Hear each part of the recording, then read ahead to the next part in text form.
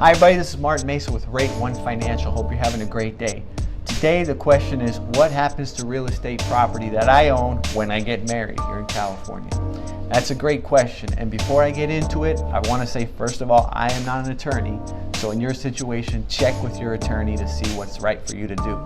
Also, what is community property? Community property is, a new definition you can be made, is property that you own with your spouse. So people want to know, if I get married, what happens to the house I already own?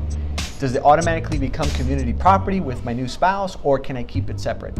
So the question is, if you want to keep it separate, what do you need to do to keep it separate? Otherwise, eventually it will become community property.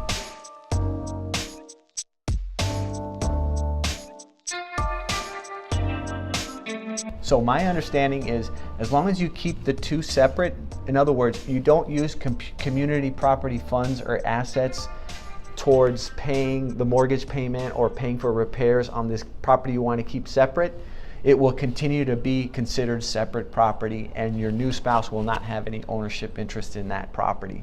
So you got to be careful on how you do that.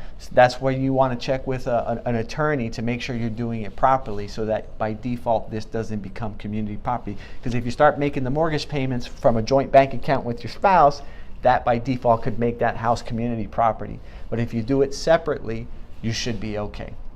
That's it.